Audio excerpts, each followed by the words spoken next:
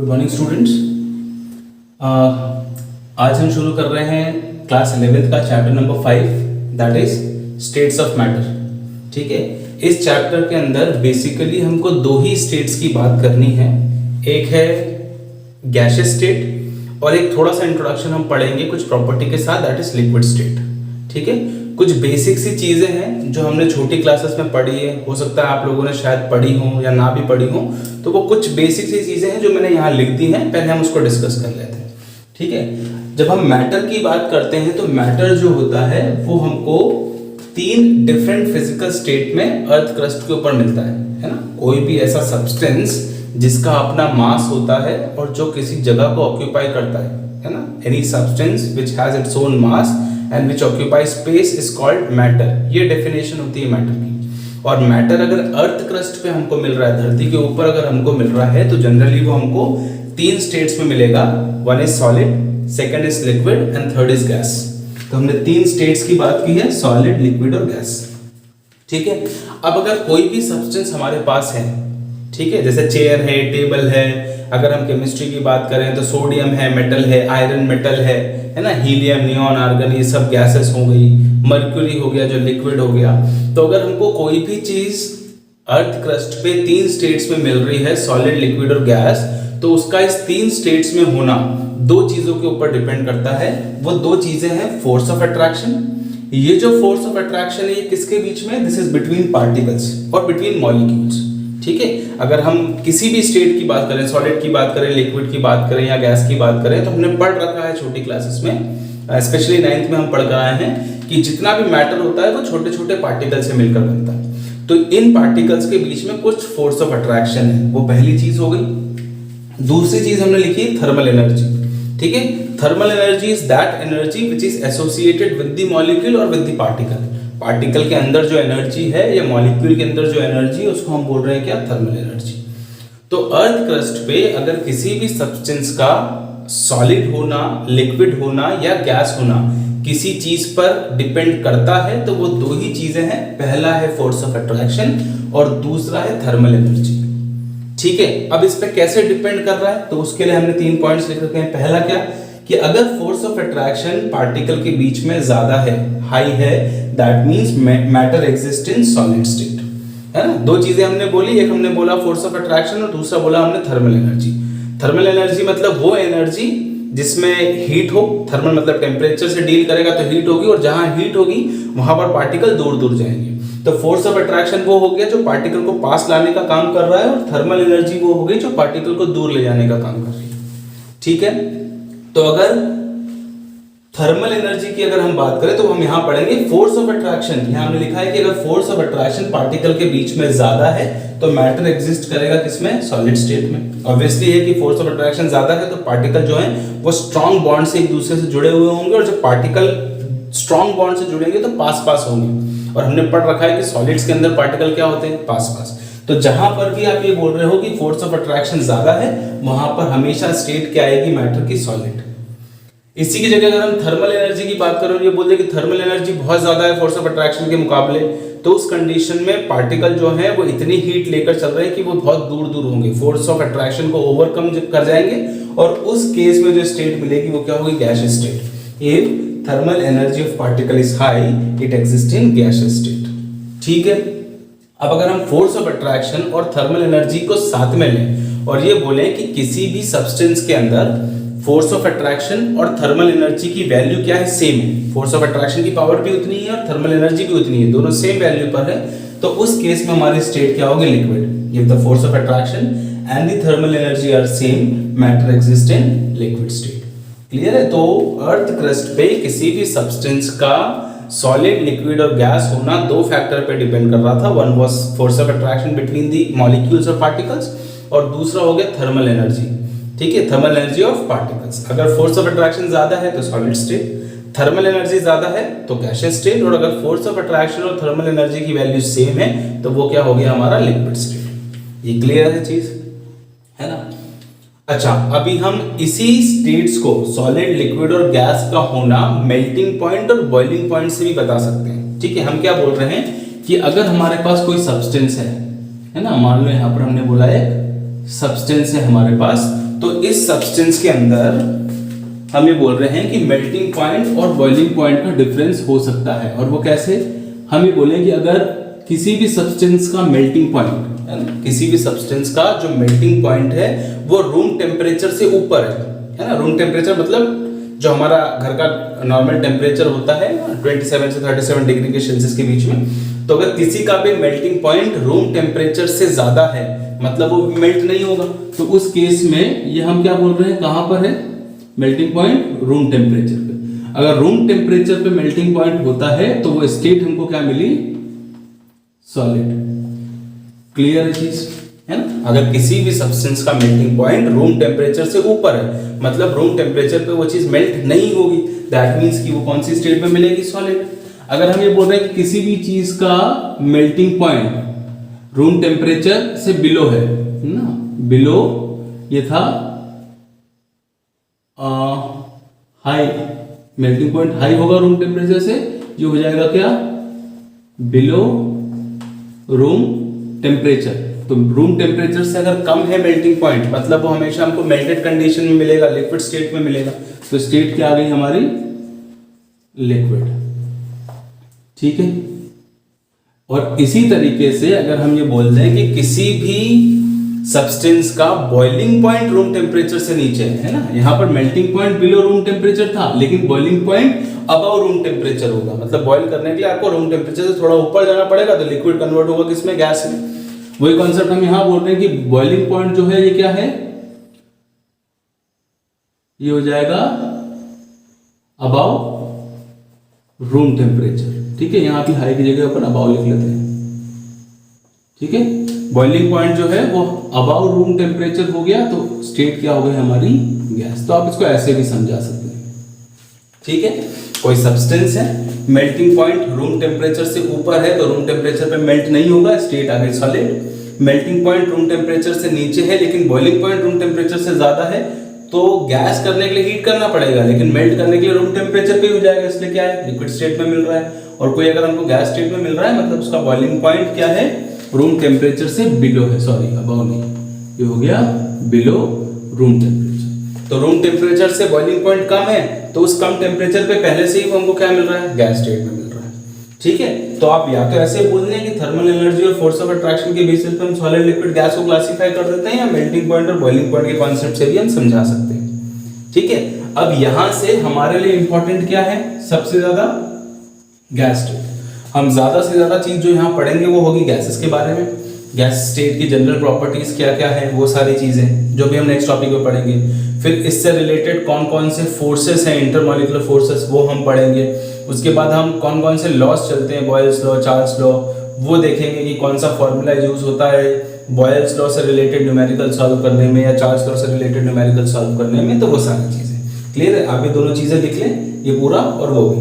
ठीक, फिर हम इसको हटाते हैं, उसके बाद हम गैस स्टेट उठाते हैं और वहां से करना शुरू करते हैं। चलिए अब हम बात करते हैं आगे की। तो यहां से जो नेक्स्ट टॉपिक हम ले रहे हैं दैट इज इंटरमॉलिक्यूलर फोर्सेस। ये हो गया इंटरमॉलिक्यूलर फोर्सेस, इसके बारे में हम बात करेंगे। ठीक है, अब हमने बोला कि कोई भी स्टेट हो, सॉलिड हो, लिक्विड हो, गैस हो, कोई भी स्टेट्स हो, तो उनके पार्टिकल्स के बीच में कुछ अट्रैक्शन फोर्स काम करता है या कोई रिपल्शन फोर्स भी काम कर सकता है। तो ये जो अट्रैक्शन या रिपल्शन फोर्स होता है जो पार्टिकल्स के या मॉलिक्यूल्स के बीच में काम करता है उसको हम क्या बोलते हैं? Intermolecular forces. ठीक है, क्या बोल रहे हैं हम कि द अट्रैक्शन और रिपल्शन फोर्स acting between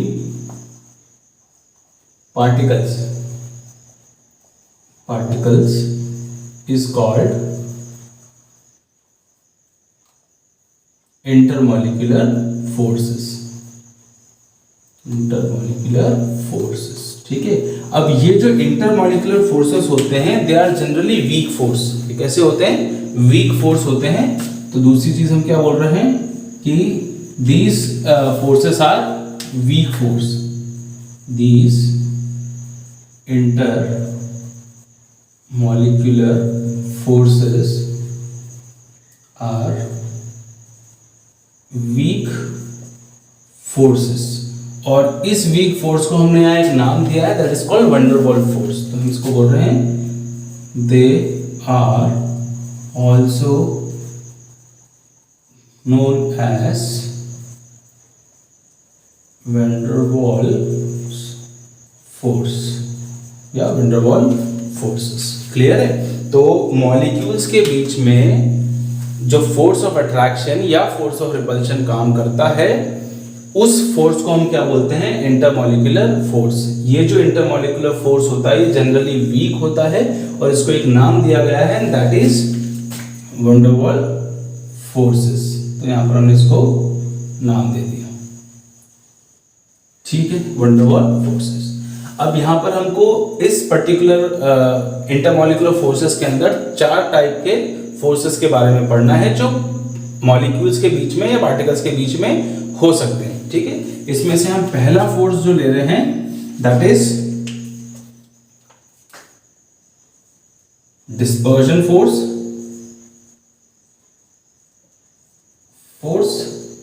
इसी को हम लंदन फोर्स भी बोलते हैं, है ना।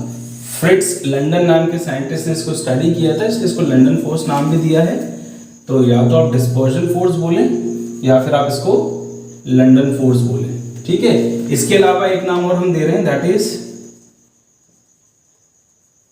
Instantaneous induced dipole force, force of attraction या फोर्स ऑफ इंटरैक्शन कर लेते हैं, फोर्स ऑफ इंटरैक्शन। तो आप इस नाम से भी इसको बोल सकते हैं, है ना, instantaneous induced dipole force of interaction. ये क्या होता है क्या नहीं वो चीज मैं यहां पर लिखता हूं, फिर हम आगे की बात करते हैं। ठीक है, कि क्या है। चलिए, तो मैंने यहां पर कुछ लिखा है, हम उसको देख लें क्या है। अभी हम बात कर रहे हैं पहले टाइप के फोर्स की, दैट इज डिस्पर्जन फोर्स या लंदन फोर्स, जिसको हमने नाम दिया है instantaneous induced dipole force of interaction. ठीक है, पहली बात करें कि ये डाइपोल क्या है। ठीक है, एक ऐसा मॉलिक्यूल जिसमें 2 पोल्स होते हैं उसको हम डाइपोलर मॉलिक्यूल बोलते हैं। ठीक है, अब 2 पोल से क्या मतलब? 2 पोल से मतलब है कि उसके अंदर का जो इलेक्ट्रिकल चार्ज है वो अनसिमेट्रिकली डिस्ट्रीब्यूटेड हो। इलेक्ट्रिकल चार्ज से मतलब है कि नेगेटिव चार्ज और पॉजिटिव चार्ज। जैसे फॉर एग्जांपल हम बात करें एक एटम की, हमने छोटी क्लासेस में पढ़ा है कि जब हम एक एटम को लेकर चलते हैं तो उस एटम के अंदर प्रोटॉन्स भी हैं, न्यूट्रॉन्स भी हैं और इलेक्ट्रॉन्स भी हैं। प्रोटॉन और न्यूट्रॉन जो है वो एटम के सेंटर में है, क्योंकि न्यूट्रॉन पे कोई चार्ज नहीं है, तो वो जो सेंटर वाला है पूरा स्फीयर जिसको हम न्यूक्लियस बोलते हैं वो पॉजिटिव चार्ज हो जाता है, बिकॉज प्रोटॉन पे चार्ज क्या है? पॉजिटिव। और उस पॉजिटिव सेंटर के अराउंड सर्कुलर पाथ में इलेक्ट्रॉन्स क्या कर रहे हैं? रिवॉल्व कर रहे हैं। जितने प्रोटॉन्स हैं उतने ही इलेक्ट्रॉन्स हैं और सिमेट्रिकली डिस्ट्रीब्यूटेड है, घूम रहे हैं, तो अल्टीमेटली जो पूरा एटम है वो न्यूट्रल हो जाता है।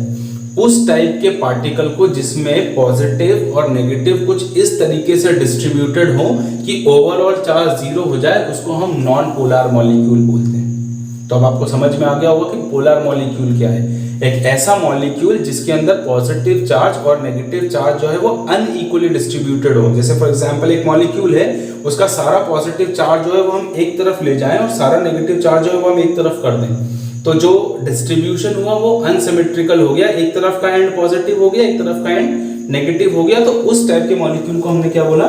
डाइपोल मॉलिक्यूल बोला। ठीक है, तो इस टाइप के फोर्स के अंदर जहां पर हम डिस्पर्जन फोर्स या लंदन फोर्स की बात करते हैं, इस टाइप के अंदर, इस फोर्स के अंदर 2 टाइप के डाइपोल काम कर रहे हैं। एक डाइपोल है इंस्टेंटेनियस डाइपोल और एक है इंड्यूस्ड डाइपोल। इंस्टेंटेनियस मतलब जो इंस्टेंटली बना हो, तुरंत बना हो डाइपोल अचानक से। पहले वो एक नॉन डाइपोल या नॉन पोलर मॉलिक्यूल है और एकदम से पोलर में कन्वर्ट होता है, कैसे होगा अभी देखते हैं। और दूसरा है इंड्यूस्ड डाइपोल। इंड्यूस मतलब प्रेरित करना, किसी को इंड्यूस करना। तो जो इंस्टेंटेनियस डाइपोल बना है वो सामने वाले दूसरे मॉलिक्यूल को इंड्यूस कर रहा है डाइपोल बनने के लिए और फिर दोनों के बीच में अट्रैक्शन है ना। इसको कुछ अपन ऐसा समझें कि एक ये मॉलिक्यूल है ए, ठीक है, यहां एक मॉलिक्यूल है क्या? बी। ठीक, अब ये जो दोनों मॉलिक्यूल है इनका जो चार्ज डिस्ट्रीब्यूशन है वो सिमेट्रिकल है ना। हम यहां बोल रहे हैं क्या? Symmetrical charge distribution. Symmetrical charge distribution होने की वजह से ये मॉलिक्यूल क्या हो गया, नॉन पोलर। ठीक है, एक एटम की बात कर लें, जैसे एटम में ये पॉजिटिव चार्ज हो गया सेंटर में, ठीक है, और इस सेंटर के अराउंड जो है वो इलेक्ट्रॉन जो है नेगेटिव चार्ज वाले वो घूम रहे हैं। ठीक, इस तरीके से हमने पढ़े हैं, ऑर्बिट्स होते हैं अलग अलग साइज के। ठीक है, पास वाला ऑर्बिट थोड़ा छोटा होगा, डायग्राम में देखते हैं हम, फिर बड़ा हो जाता है, फिर बड़ा हो जाता है। तो ये सिमेट्रिकल चार्ज डिस्ट्रीब्यूशन था और नॉन पोलर मॉलिक्यूल थे। अब जब उस एटम के अराउंड इलेक्ट्रॉन घूम रहे हैं तो क्योंकि सब ऑर्बिट का साइज अलग अलग है तो एक टाइम ऐसा आएगा कुछ फ्रैक्शन ऑफ सेकंड, बिल्कुल थोड़े से वक्त के लिए, कि जहां पर इलेक्ट्रॉन जो होंगे वो एक तरफ हो जाएंगे, जिसकी वजह से नेगेटिव चार्ज सेपरेट हो गया, पॉजिटिव सेपरेट हो गया। तो उस टाइम पर ये पर्टिकुलर मॉलिक्यूल एकदम से क्या बन गया, डायपोल, और उसको हमने नाम दे दिया इंस्टेंटेनियस डायपोल। मतलब ये कुछ ऐसा हो गया कि एक तरफ क्या आ गए पॉजिटिव, एक तरफ क्या आ गए नेगेटिव। ठीक है, तो यहां से यहां तक जो प्रोसेस हुई है ये कैसी है, इंस्टेंट है, अचानक से। ठीक है, हम ऐसा पढ़ते हैं कि सेंटर में प्रोटॉन होता है, फिर ऐसे ऑर्बिट्स होते हैं, यहाँ 2 इलेक्ट्रॉन हो गए, यहाँ पर ऐसे 8 इलेक्ट्रॉन हो गए, फिर ऐसे अलग ऑर्बिट में हो गए। तो यहाँ डायग्राम में हमको दिख रहा है कि धीरे धीरे साइज ऑफ ऑर्बिट क्या हो रहा है, बड़ा हो रहा है। तो इस इलेक्ट्रॉन को चक्कर लगाने के लिए जो टाइम लगेगा इस ऑर्बिट में, वो इस वाले ऑर्बिट के इलेक्ट्रॉन से अलग होगा। छोटा ऑर्बिट अगर है तो कम टाइम में एक सर्कल मारेगा, बड़ा ऑर्बिट होगा तो ज्यादा टाइम में लगाएगा सर्कल। तो एक टाइम ऐसा आएगा जब ये घूमते हुए सारे के सारे क्या होंगे, जैसे ये इलेक्ट्रॉन जो है वो एक तरफ की तरफ सेपरेट हो गए, इस तरफ आ गए, और प्रोटॉन जो है वो इस तरफ आया। एकदम से क्या हुआ, अचानक से, और ये बिल्कुल एक फ्रैक्शन के लिए हुआ, बिल्कुल कम टाइम के लिए। तो उस टाइम पर जो डायपोल बना उसको हमने बोला इंस्टेंटेनियस डायपोल। और जैसे ही ये इंस्टेंटेनियस डायपोल इस मॉलिक्यूल के पास आया, ये ए था, ये बी था, ये ए मॉलिक्यूल हुआ, और इसके पास आया तो इसने इसको भी क्या बना दिया, डायपोल। इसने इसके पॉजिटिव नेगेटिव को सेपरेट कर दिया। जो पॉजिटिव थे उन्होंने नेगेटिव को अपनी तरफ अट्रैक्ट कर लिया, पॉजिटिव दूर चले गए, और इस नेगेटिव और पॉजिटिव के बीच में यहाँ क्या हो गया, अट्रैक्शन। यहाँ अट्रैक्शन फोर्स काम कर रहा है। तो इस टाइप के अट्रैक्शन फोर्स को, है ना, ये हो गया अट्रैक्शन फोर्स। तो इस टाइप के अट्रैक्शन फोर्स को हमने नाम दिया क्या, डिस्पर्जन फोर्स या London force, which was studied by Fritz London। इसका नाम आया है लंडन फोर्स। ठीक है, और लंडन फोर्स या डिस्पर्जन फोर्स वो फोर्स है जो दो डायपोल के बीच में काम, सारे फोर्सेस में आप डायपोल के बारे में ही पढ़ोगे, इस वाले में हम बोल रहे हैं कि डायपोल में एक इंस्टेंटेनियस है जो इंस्टेंटली बनता है और फिर दूसरे वाले को इंड्यूस कर एक्शन लाता है। ठीक है, तो ये बहुत ज्यादा वीक होगा और टेम्परेरी भी होगा, क्योंकि थोड़े टाइम बाद इलेक्ट्रॉन फिर शफल कर जाएंगे, तो उस केस में जो इसका इंस्टेंटेनियस डायपोल है वो खत्म हुआ, और जैसे ये डायपोल खत्म होकर नॉन पोलर होगा, हमारे इंड्यूस वाले मॉलिक्यूल को फिर से नॉन पोलर कर देगा। तो it is what, it is a temporary interaction. Clear है? तो आई होप कि आपको ये डिस्पर्जन फोर्स या लंडन फोर्स वाला जो कॉन्सेप्ट है वो समझ में आ गया। ठीक है, ये तभी काम करेगा जब दो नॉन पोलर मॉलिक्यूल होंगे, बट अचानक से जब क्या हो जाए, अनसिमेट्रिकल डिस्ट्रीब्यूशन हो जाए चार्ज का, तो वो इंस्टेंटेनियस डायपोल बनेगा और फिर दूसरे वाले को इंड्यूस करेगा। हमने यहाँ लिखा है कि atoms and non polar molecules are electrically symmetrical, है ना, and have no dipole moment. ठीक है, अभी डायपोल मोमेंट उसके अंदर नहीं होता है। This is because their electrical charge is symmetrically distributed. जितने भी एटम्स और नॉन पोलर मॉलिक्यूल्स हैं वो इलेक्ट्रिकली सिमेट्रिकल है, बिकॉज उनका चार्ज डिस्ट्रीब्यूशन क्या है, सिमेट्रिकल है। क्लियर है चीज? तो ये हमने पहला टाइप का पढ़ा, डिस्पर्जन फोर्स या लंडन फोर्स। ठीक, आप इसको लिखें, फिर हम इसका सेकंड वाला करते हैं। चलिए अब सेकंड लेते हैं हम यहां से। तो सेकंड जो है दैट इज कीसम फोर्स। जैसे पहले वाले को हमने डिस्पर्जन फोर्स या लंडन फोर्स बोला था बेस्ड ऑन साइंटिस्ट, ये भी कीसम ने स्टडी किया था 1912 में, 1912 में, इसलिए इसको हम कीसम फोर्स बोलते हैं। ठीक है, डायपोल की बात करें तो ये काम करता है डायपोल इंटरैक्शन के कॉन्सेप्ट पे।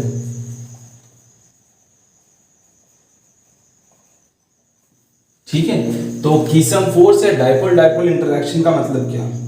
अब यहां पर हम एक ऐसे इंटरैक्शन की बात कर रहे हैं जो परमानेंट है, पहली चीज, बिकॉज ये दो ऐसे मॉलिक्यूल के बीच में काम कर रहा है जो पहले से क्या है, डाइपोलर नेचर के, they are already a dipole. ठीक है, जैसे फॉर एग्जांपल HCl हो गया, है ना, या फिर वाटर हो गया, तो हम ऐसे मॉलिक्यूल की बात कर रहे हैं। जैसे ये एक मॉलिक्यूल है हमारा, तो इसमें हमने बोला एक तरफ H प्लस है, एक तरफ Cl माइनस है। ऐसे हमारा एक और मॉलिक्यूल है, यहाँ पर क्या हो गया, Cl माइनस हो गया और H प्लस हो गया। तो ऐसे मॉलिक्यूल्स जो पहले से क्या है, डाइपोल हैं, उनका पॉजिटिव और नेगेटिव आपस में क्या करेगा, इंटरैक्ट करेगा। यहाँ पर भी क्या काम कर रहा है, फोर्स ऑफ अट्रैक्शन। और इस टाइप के फोर्स ऑफ अट्रैक्शन को हमने क्या बोल दिया, डाइपोल डाइपोल इंटरैक्शन और कीसन फोर्स। तो लंडन फोर्स काम कर रहा था इंस्टेंटेनियस डाइपोल और इंड्यूस्ड डाइपोल में। और अगर नेचर में पहले से ही कोई परमानेंट डाइपोल मॉलिक्यूल है और वो किसी दूसरे परमानेंट डाइपोल मॉलिक्यूल के पास में आएगा, तो एक का नेगेटिव दूसरे के पॉजिटिव से इंटरैक्ट करेगा, and that type of interaction और force of interaction is called Keesom force और डाइपोल डाइपोल इंटरैक्शन। क्लियर है? तो पहला हमने पढ़ लिया लंडन या डिस्पर्जन, और दूसरा हमने देख लिया कीसन फोर्सेस। क्लियर है चीज, है ना। अब तीसरा जो होता है, तीसरा हो गया हमारा dipole and induced dipole interaction. ठीक है, अब आपको थोड़ा थोड़ा कॉन्सेप्ट समझ में आने लगा होगा कि हम क्या बात कर रहे हैं। ठीक है, इस टाइप के इंटरैक्शन के अंदर एक मॉलिक्यूल पहले से क्या है, डाइपोलर है ना, एक ऐसा है जिसमें एक तरफ का पार्ट पॉजिटिव, एक तरफ का पार्ट नेगेटिव है। तो ये क्या हो गया, नेचुरल डाइपोल। एक मॉलिक्यूल जो पहले से ही नेचर में किस फॉर्म में प्रेजेंट है, डाइपोल के फॉर्म में। अब अगर यहां पर एक हमारे पास नॉन पोलर मॉलिक्यूल है ना, नॉन पोलर मॉलिक्यूल से भी आपको समझ में आ गया होगा क्या, सिमेट्रिकल डिस्ट्रीब्यूशन, किसका, डिस्ट्रीब्यूशन ऑफ चार्ज। तो यहां पर सिमेट्रिकल डिस्ट्रीब्यूशन ऑफ चार्ज होगा। ठीक है, और ये जो नॉन पोलर मॉलिक्यूल है, अगर ये हमारे डाइपोल की तरफ अप्रोच करता है, या अगर हमारा नेचुरल डाइपोल इस मॉलिक्यूल की तरफ जाता है, और जैसे जैसे ये मॉलिक्यूल जो है वो इस तरीके से पास में आते जाएंगे, वैसे वैसे क्या होगा कि इसका जो पॉजिटिव है वो इसके नेगेटिव पे इन्फ्लुएंस डालेगा और पॉजिटिव नेगेटिव को सेपरेट आउट करेगा। तो यहाँ पर एक मॉलिक्यूल आएगा, है ना, नेगेटिव, और क्या आ जाएगा, पॉजिटिव। यहां तक नॉन पोलर था, यहां क्या हो गया, इंड्यूस्ड डाइपोल। इसने इसको भी क्या बना दिया, डाइपोल। और कब तक ये डाइपोल रहेगा, जब तक ये यहां पर है। अगर इसको हम हटा लें या दूर कर दें तो ये वापस से किसमें बदलेगा, नॉन पोलर में। तो एक नॉन पोलर मॉलिक्यूल अगर किसी नेचुरली डाइपोल या परमानेंट डाइपोल के पास आता है, तो चार्ज सेपरेट आउट होकर उसको क्या कर देता है, इंड्यूस कर देता है, और उसके बीच में भी क्या काम करता है, फोर्स ऑफ अट्रैक्शन। ठीक है, और इस फोर्स ऑफ अट्रैक्शन को हमने क्या बोल दिया, dipole, induced dipole interaction. Clear है चीज, समझ में आ गया। पहला था इंस्टेंटेनियस इंड्यूस्ड, दूसरा हमने पढ़ा डाइपोल डाइपोल, और तीसरा हमने पढ़ा डाइपोल इंड्यूस्ड डाइपोल। क्लियर है चीज। अब फोर्थ हम बात करेंगे हाइड्रोजन बॉन्डिंग की, स्पेशल टाइप ऑफ बॉन्ड। ये भी अट्रैक्शन फोर्स वाला ही है, हाइड्रोजन बॉन्डिंग। ठीक है, आप ये नोट करें दोनों, फिर हम फोर्थ हाइड्रोजन बॉन्डिंग देखते हैं। चलिए अब फोर्थ की बात करते हैं, हाइड्रोजन बॉन्डिंग, है ना। मैंने यहाँ पर कुछ इंपॉर्टेंट पॉइंट लिख दिए। पहला कि hydrogen bonding is a special type of dipole dipole attraction. पहली चीज हम क्लियर कर दें कि हाइड्रोजन बॉन्ड भी कौन से टाइप का है, डाइपोल डाइपोल इंटरैक्शन। ठीक है, बस कंडीशन ये है कि यहाँ पर हमने स्पेसिफिकली बोल दिया है कि हमारा एटम कौन सा होगा, हाइड्रोजन, और बॉन्ड किससे करेगा, हाईली इलेक्ट्रोनेगेटिव एटम से, लाइक नाइट्रोजन, ऑक्सीजन और फ्लोरीन। ठीक है, दुनिया का कोई दूसरा डाइपोल है ना, और किसी दूसरे डाइपोल से इंटरैक्ट कर रहा है, तो उसको हमने डाइपोल डाइपोल इंटरैक्शन बोला। लेकिन जब हमने कंडीशन डाल दी कि hydrogen should be bonded to highly electronegative atom of oxygen, nitrogen और fluorine, then that particular type of dipole dipole interaction is known as hydrogen bonding. ठीक है, तो जो डाइपोल डाइपोल इंटरैक्शन है वही हाइड्रोजन बॉन्डिंग है। बस कैटेगरी यह है कि यहाँ हाइड्रोजन की बॉन्डिंग हाईली इलेक्ट्रोनेगेटिव एलिमेंट से होनी चाहिए। ठीक है, द वीक बॉन्ड और the attraction force formed is called hydrogen bond. जो दोनों के बीच में बॉन्डिंग हुई है that is called hydrogen bond. कैसे, जैसे फॉर एग्जाम्पल अपन लें, सपोज अपन ले लेते हैं वाटर H2O, ठीक है ना। अब अगर हम H2O का स्ट्रक्चर की बात करें तो हमको मालूम है कि इसमें एक ऑक्सीजन जो है वो इस तरीके से 2 हाइड्रोजन से जुड़ा हुआ है, जहां पर ऑक्सीजन जो है it is highly electro negative, ठीक है ना। ऐसे ही और भी वाटर के मॉलिक्यूल्स होंगे इस तरीके से और मॉलिक्यूल्स हम बना लेते हैं यहाँ पर, ठीक है। अब क्योंकि ऑक्सीजन हर मॉलिक्यूल के अंदर इलेक्ट्रोनेगेटिव है, तो इलेक्ट्रोनेगेटिव एटम्स वो होते हैं जिनमें ये टेंडेंसी हो कि वो बॉन्ड पे प्रेजेंट इलेक्ट्रॉन को अपनी तरफ अट्रैक्ट कर ले, है ना। अगर ऑक्सीजन और हाइड्रोजन के बीच में बॉन्ड बना है तो यहाँ 2 इलेक्ट्रॉन्स होंगे, और क्योंकि इलेक्ट्रोनेगेटिव है इसीलिए इसमें टेंडेंसी है कि वो यहाँ से इलेक्ट्रॉन को, जिनको सेंटर पे होना चाहिए था बॉन्ड के, उनको अट्रैक्ट करता है अपनी तरफ। और क्योंकि इलेक्ट्रॉन पे चार्ज नेगेटिव होता है इसीलिए थोड़ा सा नेगेटिव किस पे आ गया, ऑक्सीजन पे।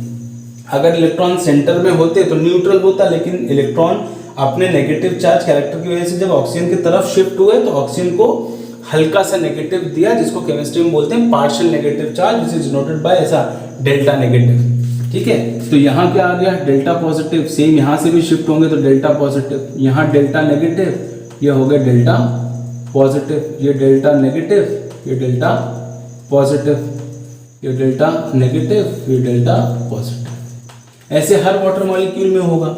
और इस पॉजिटिव हाइड्रोजन और ऑक्सीजन नेगेटिव के बीच में यहाँ पर एक अट्रैक्शन फोर्स जनरेट हो जाता है इस तरीके से। इस अट्रैक्शन फोर्स को हमने नाम दे दिया क्या, हाइड्रोजन बॉन्ड। यही नेचर है कि वाटर जो है वो हमको अर्थ क्रस्ट पे लिक्विड स्टेट में मिलता है, ठीक है। जब हम ऑक्सीजन पीरियोडिक टेबल में ऑक्सीजन की फैमिली की बात करते हैं तो आता है ऑक्सीजन, सल्फर, सिलेनियम, टेरुलियम और पोलोनियम, ठीक है। ये रेडियो एक्टिव है, इसको हम छोड़ दें। अगर हम सबको पानी के वाटर हाइड्रोजन के साथ जोड़ते हैं तो है ना, ये है कि पीरियोडिक टेबल अगर आप देखोगे तो ऑक्सीजन के नीचे सल्फर, फिर सिलेनियम, फिर टेरुलियम ऐसे मिलेगा। और अगर मैं सबका हाइड्रोजन के साथ मॉलिक्यूल बनाता हूं तो ये बनता है H2O, ये बनता है H2S, ये हो गया H2SE और ये हो गया H2TE। इसमें से केवल H2O ऐसा है जो हमको लिक्विड स्टेट में मिल रहा है, न्यूट्रल होता है and which is used for drinking purpose. अगर आप H2S, H2SE, H2TE की बात करोगे तो they are poisonous and generally found in gaseous state. Clear है ना। अब क्योंकि ऑक्सीजन यहाँ पर इलेक्ट्रोनेगेटिव था तो उसने यहाँ एक इस टाइप की बॉन्डिंग की। ये बॉन्डिंग होने से जो इंडिविजुअल मॉलिक्यूल्स थे जो पहले ऐसे रखे हुए थे, बॉन्डिंग होते ही धीरे धीरे क्या होगा, थोड़े और पास में आ गए। और हमने पढ़ा है कि गैसेस में मॉलिक्यूल दूर होते हैं, लिक्विड में मॉलिक्यूल थोड़े पास होते हैं। तो इस बॉन्डिंग की वजह से मॉलिक्यूल जब पास आए तो स्टेट हमको क्या मिली, लिक्विड। इसीलिए ऑक्सीजन की इलेक्ट्रोनेगेटिविटी की वजह से H2O जो होता है वो अर्थ क्रस्ट पे हमको लिक्विड स्टेट में मिलता है नॉर्मली। क्लियर है चीज। बाकी सारे जो हैं, सल्फर भी इलेक्ट्रोनेगेटिव है लेकिन इतना इलेक्ट्रोनेगेटिव नहीं है कि वो बॉन्ड पे से इलेक्ट्रॉन को खींचे और बॉन्डिंग कर सके, ठीक है। हर इलेक्ट्रोनेगेटिव एलिमेंट नहीं करेगा, जो हाईली इलेक्ट्रोनेगेटिव एलिमेंट होंगे वो करेंगे। तो ये सारे गैस स्टेट में मिलते हैं, दे आर पॉइजनस। ये हमको न्यूट्रल मिलता है और लिक्विड स्टेट में मिलता है। क्लियर है। तो हमने 4 टाइप के बॉन्ड्स पढ़े। एक हमने पढ़ा लंडन डिस्पर्जन फोर्स या लंडन फोर्स या डिस्पर्जन फोर्स। दूसरा हमने पढ़ा कीजन फोर्स, उसके बाद डायपोल, इंड्यूस्ड डायपोल इंटरैक्शन और हाइड्रोजन बॉन्डिंग। क्लियर है। अब यहाँ पर एक स्पेशल टाइप की बॉन्डिंग और है, हम उसकी बात कर लेते हैं, ठीक है। छोटा सा टॉपिक है, उसको भी देखते हैं, फिर हम इसको खत्म करते हैं इंटरैक्शन वाले को, ठीक है। इसको हम बोलते हैं, इसको नोट में पढ़ते हैं, ठीक है। नोट में हम बोल रहे हैं क्या, आयन डायपोल इंटरैक्शन, ठीक है। जब किसी आयन और किसी डायपोल के बीच में इंटरैक्शन होने लग जाए तो उस टाइप के इंटरैक्शन को क्या बोला हमने, आयन डायपोल इंटरैक्शन। इसका बेस्ट एग्जांपल है हमारे पास NaCl डिसॉल्व्ड इन वाटर, ठीक है। जब आप NaCl को उठाकर पानी में डिसॉल्व करते हो तो यहाँ जो इंटरमॉलिक्यूलर फोर्स काम कर रहा है that is ion dipole interaction, ठीक है। अब ये कैसा होता है उसके बारे में बात करें तो जब आपने वाटर की बात की तो वाटर कुछ ऐसा है ना। मैं यहाँ ऐसा बना देता हूँ, इन सब के साथ क्या है, दो दो हाइड्रोजन यहाँ पर लगे हुए हैं इस तरीके से। ये हो गया H2O का मॉलिक्यूल, ठीक है। अभी जो कॉन्सेप्ट हमने पढ़ा उस हिसाब से हर ऑक्सीजन पे क्या है, डेल्टा नेगेटिव, इस तरीके से, ठीक है। तो जब आपने नमक उठाकर पानी में डाला तो ये नमक टूटकर हमको क्या दे रहा है, Na पॉजिटिव और Cl नेगेटिव। तो ये जो Na पॉजिटिव वाला आयन है वो यहाँ पर ऐसा रखा हुआ है पानी के अंदर, और इस नेगेटिव और इस पॉजिटिव के बीच में क्या हो रहा है, इस तरीके से इंटरैक्शन। ये जो इंटरैक्शन हुआ this is ion dipole interaction. यहाँ कौन सा आयन इन्वॉल्व है, Na। इसी तरीके से आप Cl का इंटरैक्शन दिखा सकते हो। ये हमारा ऑक्सीजन का एक मॉलिक्यूल है ना, ये हमारा दूसरा मॉलिक्यूल है, ये हमारा तीसरा मॉलिक्यूल हो गया, ये हमारा चौथा मॉलिक्यूल हो गया, ठीक है। इसमें सब जगह डेल्टा नेगेटिव है ऑक्सीजन पे, और यहाँ हाइड्रोजन पे क्या आ गया, डेल्टा पॉजिटिव, इस तरीके से, ठीक है। और यहाँ बीच में कौन आ गया, Cl नेगेटिव। तो इस Cl नेगेटिव का इस पॉजिटिव के साथ क्या हो गया, इंटरैक्शन, इस तरीके से, ठीक है। तो ये पूरा एक कंटेनर के अंदर है ना। इस कंटेनर में आपने क्या ले रखा है, वाटर ले रखा है, और वाटर में आपने क्या डाल दिया, नमक। तो जब नमक अगर टूटा NaCl में, Na प्लस में और Cl माइनस में, तो कुछ इस तरीके से पानी के मॉलिक्यूल के साथ इंटरैक्ट कर रहा है, क्योंकि ये इंडिविजुअल आयंस हैं और वाटर अपने आप में एक डाइपोल है, ठीक है। डाइपोल क्यों है, वो ऐसा है कि जब ये वाटर का एक मॉलिक्यूल होता है, फॉर्मूले में तो H2O लिखते हैं, लेकिन उसका एक एंड क्या है, H प्लस, और एक क्या है, OH माइनस। तो ये डाइपोल हो गया, एक तरफ पॉजिटिव एक तरफ नेगेटिव। तो जो वाटर है वो डाइपोल होने की वजह से आयन डाइपोल इंटरैक्शन दिखा रहा है, ठीक है। तो एक हो गया डिस्पर्जन फोर्स या London force studied by London, दूसरा हो गया कीसम फोर्स या फिर dipole dipole interaction studied by Keisam in 1912। Third हमने पढ़ा था dipole and induced dipole interaction. Fourth हमने देखा hydrogen bonding, special category of dipole dipole. और फोर्थ हमने बात कर ली आयन डाइपोल इंटरैक्शन की। तो यहाँ पर इंटरमॉलिक्यूलर फोर्सेस की हमने बात कर ली कि कितने टाइप के इंटरमॉलिक्यूलर फोर्सेस हैं जो बिटवीन मॉलिक्यूल्स या बिटवीन पार्टिकल्स इंटरैक्ट कर सकते हैं।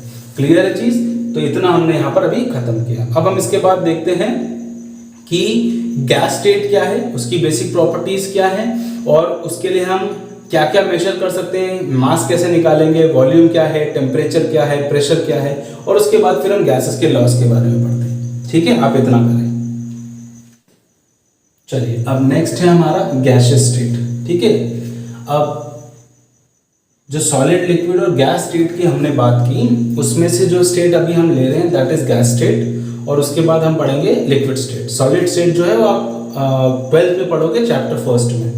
ठीक है, उसका नाम ही है सॉलिड स्टेट। अब हमने यहाँ बोला कि गैसियस स्टेट जो है it is the most simplest state of matter. जो सबसे सिंपलेस्ट स्टेट है वो कौन सी है, गैस। और गैस के अंदर जो पार्टिकल्स होते हैं वो बहुत दूर दूर होते हैं। There is very least force of attraction, बहुत कम फोर्स ऑफ अट्रैक्शन होता है, और इस वजह से जो पार्टिकल्स है वो फ्रीली इधर उधर मूव कर सकते हैं। There are only 11 elements which are present in gaseous state. अगर हम पीरियोडिक टेबल की बात करें तो सिर्फ 11 एलिमेंट ऐसे हैं जो गैस स्टेट में मिलते हैं, जिसमें से 6 तो हमारी नोबल गैसेस हो गई है ना, helium, neon, argon, xenon, krypton, radon. Oxygen है, नाइट्रोजन है, फ्लोरीन है, क्लोरीन है और हाइड्रोजन है। तो हमारे पास इस तरीके से 11 एलिमेंट्स हो गए पूरे पीरियोडिक टेबल में जो गैस स्टेट में मिलते हैं। अगर हम गैस स्टेट की या गैसेस की जनरल प्रॉपर्टीज की बात करें, है ना, जनरल प्रॉपर्टीज ऑफ गैसेस तरीके से, तो पहला हमको है कि they have no definite shape and no definite volume. Gases neither have definite shape nor volume.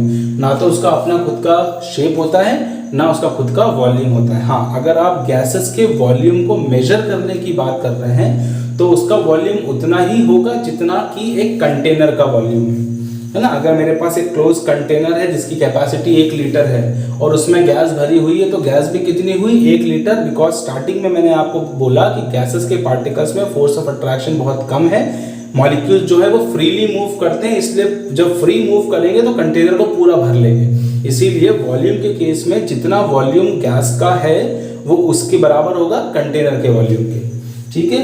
फिर gases can be highly compressed, gases के मॉलिक्यूल्स क्योंकि दूर दूर हैं तो आप उसको दबाकर कंप्रेस कर सकते हो बहुत आसानी से। Gases have similar composition and therefore they are homogeneous in nature, gases जो होती है उनका कंपोजिशन एक जैसा होता है, इसलिए उसका नेचर हमेशा क्या होगा, होमोजेनस। उसको आप ये लास्ट वाले पॉइंट से ही बता सकते हो। मान लो आपने आग जलाई है ना, और आप जब आग जला रहे हो तो धुआं निकल रहा है, दैट इज कार्बन डाइऑक्साइड। वो कार्बन डाइऑक्साइड गई और एयर में मिक्स हो गई, है ना। लेकिन कहीं पर भी ऐसा नहीं दिखेगा कि यहाँ पर ज्यादा काला है एक पैच में या एक तरफ कम काला है। वो जो CO2 था वो पूरी एयर में इक्वली मिक्स हो गया। तो वो हमने बोला कि gases mix in every proportion, और जब कोई चीज एक दूसरे में कंप्लीटली मिक्सिबल हो जाती है, मिक्स हो जाती है, then it is called homogeneous, ठीक है। तो हम बोल रहे हैं कि गैसेस का क्योंकि कंपोजिशन एक जैसा होता है इसीलिए वो होमोजेनस नेचर शो करती है। Gases have much lower density as compared to solid and liquid, कोई चीज अंदर से कितनी भरी हुई है दैट इज कॉल्ड डेंसिटी। जब हम सॉलिड की बात करते हैं तो पार्टिकल क्लोजली पैक्ड होते हैं, जगह बहुत कम होती है तो वो हाईली डेंस होता है। जब हम गैस की बात कर रहे हैं तो हमने बोला पार्टिकल्स बहुत दूर दूर है तो डेंसिटी है ऑब्वियसली उसकी क्या होगी, कम। Gases exerts pressure in every direction, क्योंकि फ्री मोशन में है, ठीक है, तो हर डायरेक्शन में मूव करेगा तो हर डायरेक्शन में इक्वल प्रेशर एक्सर्ट करेगा। Gas can be liquefied by cooling और एंड बाय अप्लाइंग प्रेशर, अगर आप गैस को ठंडा करते हो तो आप उसको लिक्विड बना सकते हो, या आप उसको प्रेशर लगाकर पार्टिकल पास लाकर भी लिक्विड बना सकते हो। Gases mix in every proportion, तो ये हमने कुछ बेसिक सी जनरल प्रॉपर्टीज की बात कर ली गैसेस की, ठीक है। अब हम बात करेंगे गैसेस के लिए मेजरेबल क्वांटिटीज क्या क्या है। हम मास को कैसे देखें, बिल्कुल सिंपल सा कॉन्सेप्ट है कि अगर हमको मास देखना है, ठीक है, तो मास को देखने के लिए आपने पहले उस कंटेनर का वजन कर लिया टोटल कंटेनिंग गैस, और उसमें से खाली कंटेनर का वजन माइनस कर दिया तो आपको गैस का वजन मिल गया, है ना। तो mass of weight of gas can be calculated by calculating the total weight of container containing the gas minus the weight of empty container, ठीक है। जनरली हम केजी में निकालते हैं, बट ऑफनली जब हम यूज करते हैं तो हम ग्राम्स में यूज करते हैं, यूनिट में। वैसे ही वॉल्यूम है, अभी हमने बोला कि जितना कंटेनर का वॉल्यूम होगा उतना ही वॉल्यूम किसका होगा, गैस का भी होगा, ठीक है। ऐसा यूनिट में हम लीटर लेते हैं, हम ml में भी कैलकुलेट कर सकते हैं, ठीक है। क्लियर है चीज। इसी तरीके से प्रेशर है, तो प्रेशर का हमने पढ़ा pressure is equal to force by area, है ना। Force acting per unit area is called pressure, तो उसका हम डेरिवेशन देख लेंगे कि कैसे कर सकते हैं। और टेम्परेचर जिसको हम केल्विन में करते हैं, ठीक। तो वो मैं एक साथ सारा कर देता हूं ताकि फिर हम उसको बाद में समझ लें, छोटा सा टॉपिक रहेगा, आप ये प्रॉपर्टीज नोट करें। चलिए अब बात करते हैं मेजरेबल प्रॉपर्टीज ऑफ गैसेस के बारे में। 4 प्रॉपर्टीज है जिनको हम मेजर कर सकते हैं। एक है मेजरमेंट ऑफ मास, दूसरा है मेजरमेंट ऑफ वॉल्यूम, तीसरा है मेजरमेंट ऑफ टेम्परेचर, और चौथा है मेजरमेंट ऑफ प्रेशर। इसका हम एक छोटा सा डेरिवेशन करेंगे इसके बाद, ठीक है। बाकी तो सिंपल था। हमने लिखा है the mass of gas can be calculated by using the following formula. अगर मुझे मास ऑफ गैस निकालना है तो मैं इस फार्मूले से निकाल लूँ, weight of container containing gas minus weight of empty container, ठीक है। हमारे कंटेनर में जिसमें गैस है हम उसका वजन ले लें, खाली कंटेनर का वजन ले लें, दोनों को माइनस कर दें, हमको मास ऑफ गैस मिल जाएगा, बिल्कुल सिंपल, ठीक है। अब SI यूनिट मास की अगर हम बात करें तो केजी है, लेकिन नॉर्मली हम एक्सप्रेस करते हैं किसमें, ग्राम्स में, और 1 kg is equal to 10 to the power of 3 grams या फिर 1000 ग्राम्स। उसके बाद है मेजरमेंट ऑफ वॉल्यूम। यहाँ हम बोल रहे हैं कि since gas occupies the entire space of a container, therefore the volume of gas is same as the volume of container, ठीक है। क्योंकि गैस किसी भी कंटेनर को पूरा ऑक्यूपाई करती है, इसीलिए जो कंटेनर का वॉल्यूम होगा वही वॉल्यूम किसका होगा, गैस का भी होगा। SI यूनिट की बात करें वॉल्यूम की तो लीटर हो गई। 1 लीटर को हम 1 डेसीमीटर क्यूब भी बोलते हैं, और 1 ml को हम 1 सेंटीमीटर क्यूब भी बोलते हैं। ये आपको याद रखना है, आगे आपको बहुत काम आएगा। 1 litre equal to 1 decimetre cube and 1 ml equal to 1 centimetre cube. 1 litre में 10 to the power of 3 ml that is 1000 ml, या फिर 1 लीटर में 10 to the power of 3 centimetre cube, ठीक है। मेजरमेंट ऑफ टेम्परेचर की बात करें तो temperature is the measurement of hotness और कोल्डनेस ऑफ ए बॉडी। कोई बॉडी कितनी गर्म है या कितनी ठंडी है उसको हम मेजर कर सकते हैं with the help of temperature. ऐसा यूनिट टेम्परेचर की है केल्विन, और 0 डिग्री सेल्सियस बराबर होता है 273 केल्विन। ये सब छोटी क्लासेस में पढ़ा हुआ है आपने, ठीक है। फिर आता है measurement of pressure. Pressure is the force per unit area, है ना। एक पर्टिकुलर एरिया पे कितना फोर्स लग रहा है उसको हम क्या बोल रहे हैं, pressure. Gas exerts pressure in all the direction, ये आपको मैंने अभी इससे पहले बताया, क्योंकि मॉलिक्यूल्स या पार्टिकल जो है वो फ्री मोशन में है, इसलिए सारे डायरेक्शन में प्रेशर लगाते हैं। ऐसा यूनिट की बात करें प्रेशर की तो पास्कल होती है, डिनोट होती है capital P and small a से। नॉर्मली हम एक्सप्रेस करते हैं एटीएम दैट इज एटमॉस्फेयर या फिर बार में, है ना। तो प्रेशर को हम बार में भी बता सकते हैं, एटीएम में भी बता सकते हैं और पास्कल में भी बता सकते हैं, ठीक है। 1 ATM equal to 760 mm of Hg। एक एटमॉस्फेयर बराबर होता है 760 mm ऑफ Hg के, ये भी प्रेशर की यूनिट हो गई। 1 एटमॉस्फेयर इक्वल टू 1.01 बार, ठीक है। और 1 एटीएम पास्कल में कितना होता है ये आपके लिए होमवर्क है, आप मेरे को कमेंट सेक्शन में बताएंगे कि 1 एटीएम पास्कल में कितना होता है। 10 की पावर में आपको कुछ मिलेगा इसका आंसर, ठीक है। तो आप सर्च करें और कमेंट सेक्शन में डालें इसको। ये क्लियर है।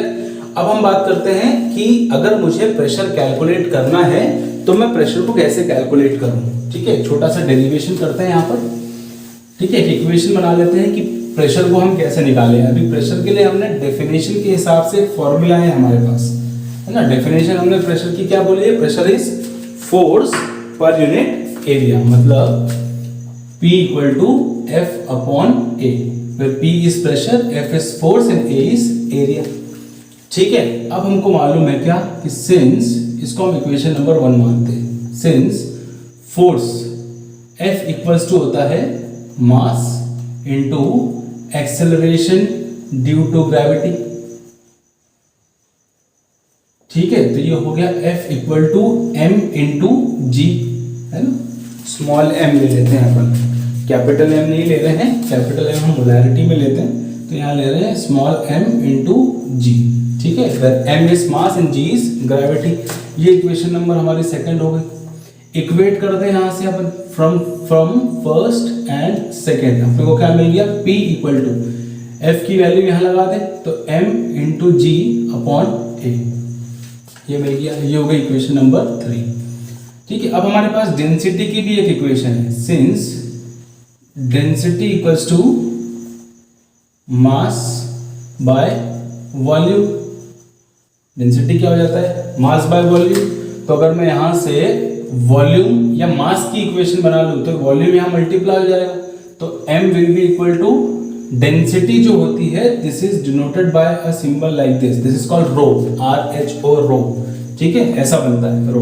तो ये हो गया रो इंटू वी, है ना। Rho is density and V volume. इसको हम इक्वेशन नंबर मान ले 4, तो थर्ड और फोर्थ को ले लें अपन फ्रॉम इक्वेशन 3 एंड 4।